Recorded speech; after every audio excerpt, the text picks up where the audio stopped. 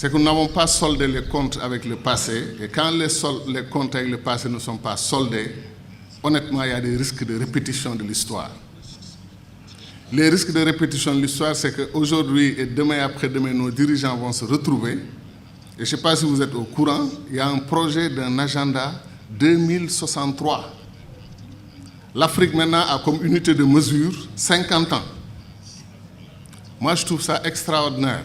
Et honnêtement, on arrivera à un moment où ce ne sont plus les arguments, c'est les convictions qui vont jouer. Moi, je suis convaincu que ça prend des leaders africains, ce qu'on appelle les leaders accélérateurs. Ils vont accélérer l'histoire de l'Afrique et nous serons tous très surpris par les pas de géants que nous allons faire ensemble. Moi, j'ai dit que je n'étais pas afro-pessimiste ou afro-optimiste. Je n'entre pas dans ces catégories. Je suis afro-inconditionnel parce que je suis convaincu que l'Afrique aura son tour dans l'histoire de l'humanité qui est actuellement en marche. Si nous croyons que l'Afrique ne peut s'en sortir fondamentalement et être dans la cour des grands qu'en réalisant son unité, mais qu'on règle la question de l'unité, comment on va y arriver? C'est ça la question qui est posée. Senghor nous a proposé une voie. Nous avons expérimenté cette voie parce que, contrairement au Nkrumah, parce qu'il ne faut pas qu'on me dise « oui, mais ton ami Nkrumah aussi n'a pas réussi ». Non, il n'a pas réussi parce que sa théorie a été battue en brèche en 1963. Senghor et les Nyerere et les autres ont triomphé. Maintenant qu'on a fait 50 ans de ce que les Senghor, les Nyerere et les autres nous ont proposé, quel bilan nous faisons? 1997, 40e anniversaire de l'indépendance du Ghana. Nyerere a pris la parole au Ghana. Il dit qu'il présente ses regrets à l'Afrique, qu'il aurait dû marcher avec Nkrumah. Mais ça, ce n'est pas moi qui l'ai dit, c'est Nyerere qui le dit. Il dit qu'il a choisi d'aller vers des regroupements d'abord dans les régions et qu'après on aille à l'unité continentale. Il dit j'aurais dû écouter mon frère Nkrumah parce que j'étais convaincu d'avoir raison. Après plus de 40 ans de pratique de notre théorie, nous n'avons pas avancé d'un iota dans l'unité. Pourquoi la Fédération du Mali? Je n'en parle pas beaucoup. Pour deux raisons. Quand on veut encourager les gens à avancer, on insiste sur les exemples de réussite. La Fédération du Mali me gêne profondément en ce qu'elle n'a pas réussi alors qu'elle avait tous les atouts pour réussir. Et ce qui est plus gênant, c'est que la Fédération du Mali a été torpillée par les Africains eux-mêmes.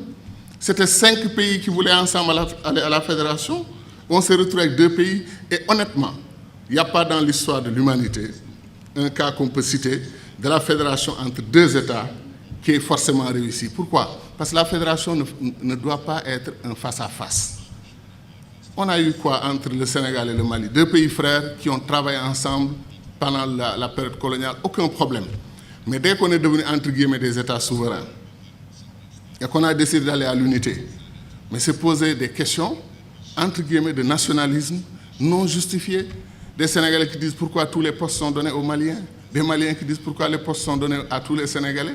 On est venu dans une unité, honnêtement, qui a été torpillée. C'est vrai que les Jacques Foccart et tous ces gens ont joué leur rôle. Mais moi, j'ai dépassé l'âge dans ma vie où je continue de blâmer l'extérieur pour nos problèmes. Quand on a des problèmes, même si les autres nous ont trompés ou nous ont poussés dans le dos, etc., mais c'est nous qui avons accepté d'être poussés dans le dos. Et moi, je ne désespère pas qu'un jour, on reprenne la Fédération du Mali. Et je vais être très clair sur une question. Il me plairait qu'un matin, la Mauritanie, le Mali, le Sénégal, regardez, à l'Union africaine, les gens me disaient, mais vous, là, avant de parler de Fédération Sénégal-Gambie, réglez votre problème.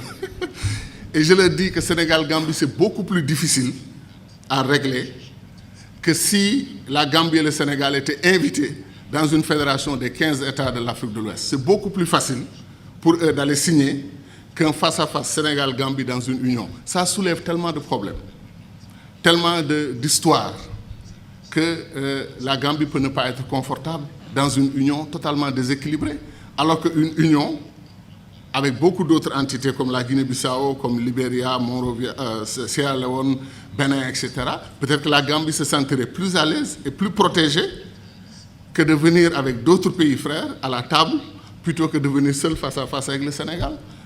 Je pense que c'est des questions pratiques sur lesquelles on doit réfléchir. Si on vous donne les chiffres sur l'Afrique de l'Ouest, vous n'allez pas en revenir. On a, nous, de quoi nourrir tout le continent africain et peut-être même nourrir une partie du monde. Et pourtant, on a faim en Afrique de l'Ouest. Il y a des poches de famine. Il y a des récoltes qui pourrissent dans leur pays d'origine parce qu'on ne peut pas traverser les frontières. Parce que les camionneurs sont fatigués, malgré les règles de la CEDEAO, d'avoir 15 contrôles avant d'arriver au port de destination. Et des gens qui s'habillent en tenue militaire ou en tenue de policier, qui ne le sont pas, et qui vous font des barrages, et qui vous font débarquer toute votre marchandise si vous ne leur donnez pas de l'argent. Alors si le camionneur quitte Bamako avec 300 000 francs pour payer l'argent de la corruption pour arriver au port, et à moitié chemin il a fini ses 300 000, ou il rebrousse chemin, ou il leur donne le camion, les nourrit et il s'en va. La CEDEAO a ce problème interne que les échanges agricoles ne peuvent pas fonctionner correctement. Donc, il y a des façons de faire qui font que nos pays, comme disent les anglophones, become a liability, deviennent un problème au lieu d'être un atout. Or, imaginez le Sénégal et le Mali qui coordonnent leur politique, Sénégal et Guinée-Conakry qui coordonnent leur politique. On fait des routes, au lieu que le Sénégal commence une nouvelle route nationale à Saint-Louis et aille dans un village tout à fait isolé du Sénégal, on va dire au Mali, si on arrive, quel est le meilleur point où on peut arriver pour que vous, votre route, vienne là-bas. Et le Sénégal, au lieu d'avoir fait 800 km de route, aura fait 2000 km de route parce qu'il y a 1200 km de prolongement au Mali. Mais ça, c'est des questions simples que nos dirigeants auraient pu régler pour qu'on n'a pas besoin de théorie, on n'a pas besoin de Nkrumah, on n'a pas besoin de Senghor pour comprendre que c'est des choses qu'on devait faire. Certains disent, vous voulez qu'on ait une fédération, nous, on est un État souverain. D'accord, nous avons conquis notre indépendance. Certains disent par la lutte armée, d'autres disent par ceci ou cela.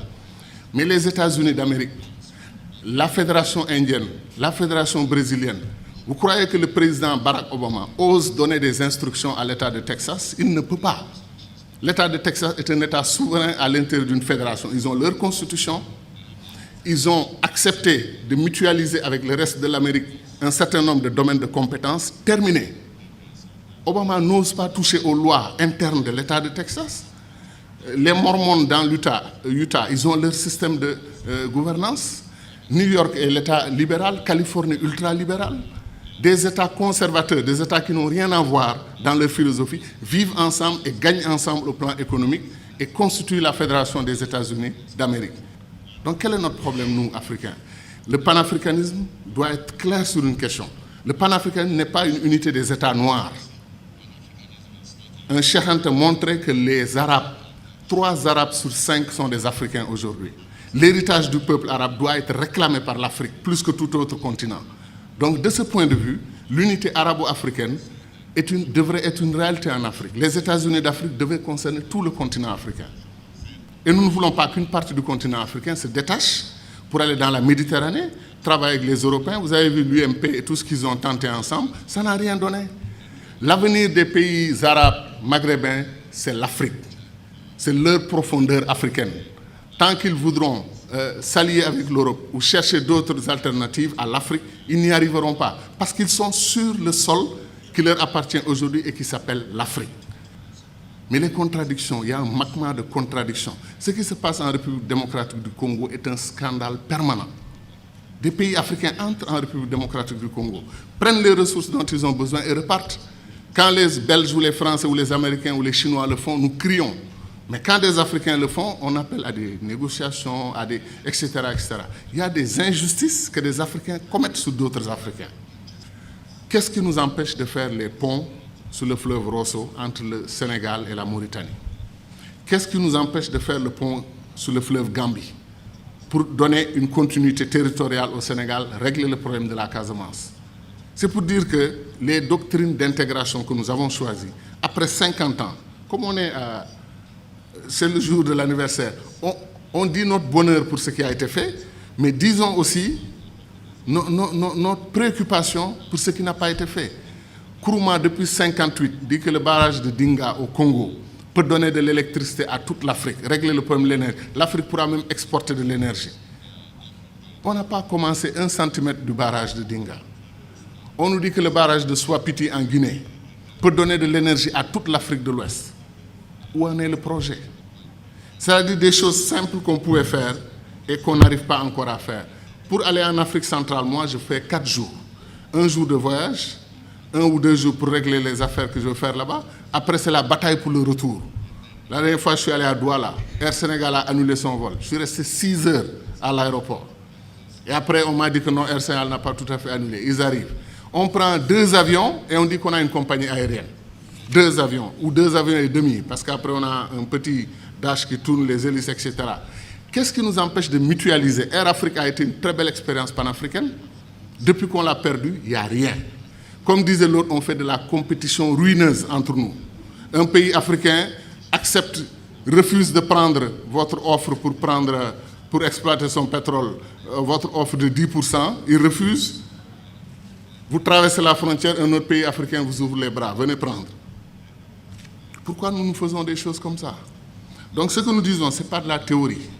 Contrairement au sentiment de certains amis dans la salle qui ont pensé que nous, on voulait faire un saut, un puissant saut vers le passé. Non, on veut faire un saut vers l'avenir. On veut accélérer l'histoire de ce continent parce qu'on peut le faire. Tout est à volonté d'hommes. C'est les hommes et les femmes qui décident. Et nos dirigeants doivent entendre notre voix. C'est pour cela que les panafricanistes doivent se lever. Ils doivent s'organiser politiquement. Il y a des Africains panafricanistes qui votent pour des dirigeants anti-panafricanistes, qui ne veulent pas l'unité de l'Afrique. Ça n'a pas de sens. Je pense que les panafricanistes doivent être debout et faire entendre leur voix. Et je termine en disant encore une fois que moi, je crois en l'Afrique, et je sais que ceux qui sont dans cette salle croient en l'Afrique. Ce qui me désole le plus, c'est que si on faisait un concours de ceux qui aiment l'Afrique, qui croient au potentiel de l'Afrique, il y a des chances que les Chinois, les Américains, les Brésiliens viennent avant nous autres Africains. Parce que ces gens connaissent. Ils savent ce qui se passe en Afrique. Ils savent que l'avenir du monde, Sarkozy, malgré la critique qu'il nous a faite ici, qui ne correspond pas du tout à l'histoire, qui est totalement fausse, que nous ne sommes pas assez entrés dans l'histoire, c'est nous qui avons créé l'histoire. C'est chez nous, en Égypte, que l'histoire a commencé. Et ça, j'y crois profondément. Pendant, comme disait Charanteg, eux, l'Europe, ils étaient dans la barbarie. Mais Sarkozy, qu'est-ce qu'il a dit? L'avenir du monde se joue en Afrique. Il est important de nouer des alliances avec les Africains dès maintenant, bien qu'il ne l'ait pas fait côté immigration. Mais je veux dire que c'est ça. L'avenir du monde se joue chez nous. On semble être les derniers à en être conscients. L'or, le diamant, le pétrole, chaque jour que Dieu fait, un pays africain se découvre pays pétrolier. Il y a des pays comme le Mozambique vers la Tanzanie, on découvre qu'ils ont des réserves d'or et des réserves de pétrole et de gaz supérieures aux réserves du Koweït. Vous vous rendez compte? L'Afrique est un don de Dieu. Est-ce que les Africains en sont conscients? C'est ça la question. Merci.